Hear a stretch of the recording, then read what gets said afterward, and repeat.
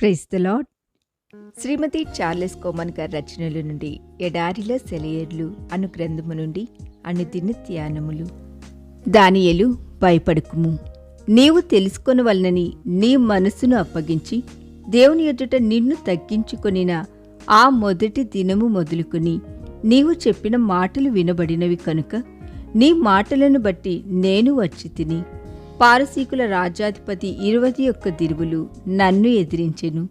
దానియేలు గ్రంథం 10వ అధ్యాయము 12-13 వచనములు. ఇక్కడ ప్రార్థన గురించి మంచి పాఠం మనం నేర్చుకోవచ్చు. ప్రార్థనను నేరుగా సైతాను అడ్డగిస్తాడని స్పష్టంగా రాసి ఉంది.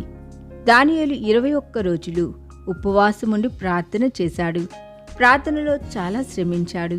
అయితే ఇక్కడ రాయబడిన దాని ప్రకారం అతనికి వెంటనే జవాబు రాకపోవడానికి కారణం దానియేలు యోగ్యుడు కాదని కాదు, అతని ప్రార్థన సరైనది కాదనే కాదు, సైతాను అడ్డగించినందువలన. నిజానికి దానియేలు ప్రార్థించడం మొదలుపెట్టగానే అతనికి జవాబివ్వడానికి దేవుడు తన దూతను పంపించాడు. అయితే ఒక దుష్టశక్తి ఆ దూతను ఎదుర్కొని అడ్డగించి దూతతో పెనుగులాడింది. పరలోకంలోనే ఆ పెనుగులాట జరిగింది.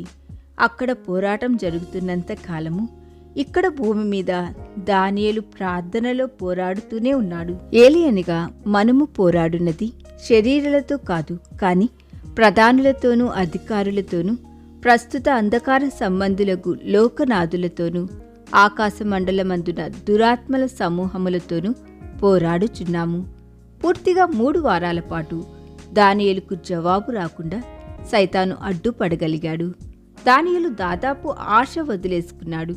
దానియేలును పూర్తిగా అణగద్రొక్కేయాలని సైతాను అనుకొని ఉండవచ్చు. అయితే మనం భరించగలిగిన దానికంటే ఎక్కువ శోధన మన మీదకి రానివ్వడం దేవునికి ఇష్టం లేదు.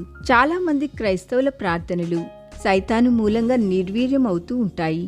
అయితే మీ విశ్వాసం, ప్రార్థనలు అలా పెరుకుపోతూ ఉంటే మీకేం లాభం? ఉన్నట్టుండి ఒక్కసారిగా వరదలాగా ప్రవహించి జవాబును లాక్కొస్తాయి. అంతేకాక అదనంగా కొన్ని ఆశీర్వాదాలు వాటితో పాటు కొట్టుకు వస్తాయి. అంధకార శక్తి పరిశుద్ధులకి తాను చేయగలిగిన హానినంతటినీ చేస్తుంది. అయితే ఎక్కువ ఒత్తిడులు, శోధనలు సహించిన ఆత్మే అతి విలువైనదిగా రూపుదిద్దుకుంటుంది. అలాంటి వారిని పరలోకం నిర్లక్ష్యం చేయదు. ఈ దిన ధ్యానము మనందరి ఆత్మీయ జీవితమునకు ఆశీర్వాదకరముగా ఉండునుగాక.